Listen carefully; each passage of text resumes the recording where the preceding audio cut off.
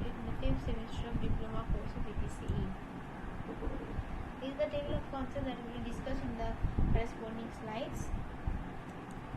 The first comes to signed number concept and arithmetic operations. All the data items that have been used so far have been unsigned numbers, meaning that the entire 8-bit operand was used for the magnitude, and many applications require the signed data.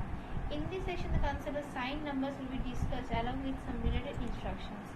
Now, what is the concept of signed numbers in computers? In our everyday life, the numbers that are used could be positive or negative.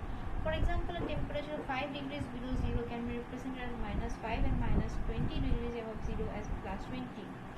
Now, the computers must be able to accommodate such numbers. For that, a plus or negative sign have been accommodated, which has been used to denote the positive or negative numbers, and the rest of the bits are used as a magnitude. The sign is represented by 0 for positive and 1 for negative numbers respectively.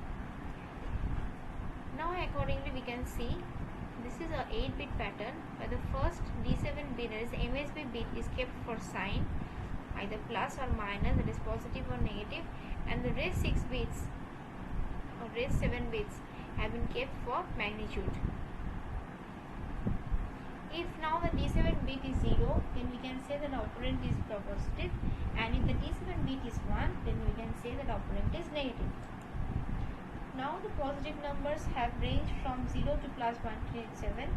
If a positive number is larger than +127, a 16-bit size operand must be used. Since the 8051 does not support 16-bit data, so we will not discuss about it. Now the negative numbers, the most problematic numbers, the negative numbers. Now if the D7 bit is 1, the magnitude is represented in 2's complement. We all know how to have the 2's complement.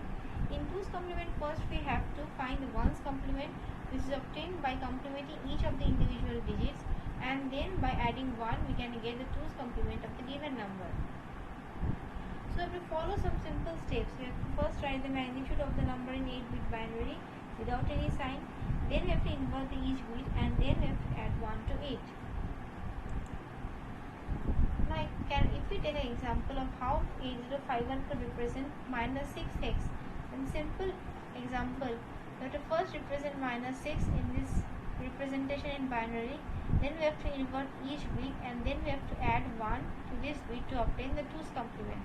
After performing all the steps, we get -6 equals to FA hex. That is a signed number representation in 2's complement for -6. Similar way we can represent -36. So we can say the signed number representation of -36 equals to CA hex. Now what is the overflow problem? When using the signed numbers, a serious problem arises that must be dealt with. This is the overflow problem.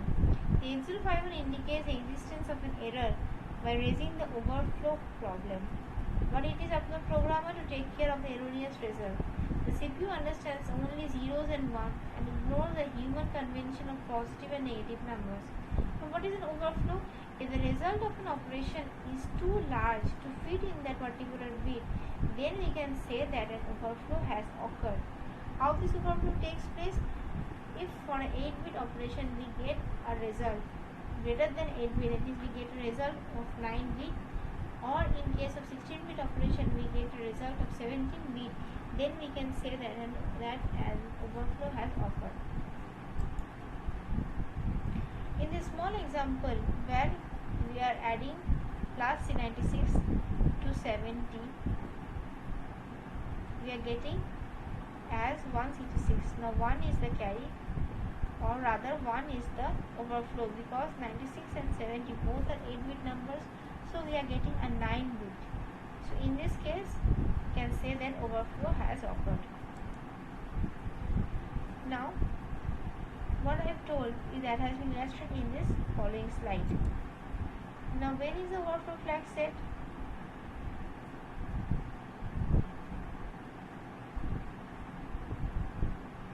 When is the overflow flag set? In 8-bit signed number operations, the overflow flag is set to 1 if either of the following two conditions occur. If there is a carry from D6 to D7 but no carry out from D7, that is carry flag is equals to 0, And in the other case, there is a carry from D7 out, while the carry 1 flag is 0 or not is 1, but no carry from D6 to D7. In these two cases, we can say that overflow has occurred.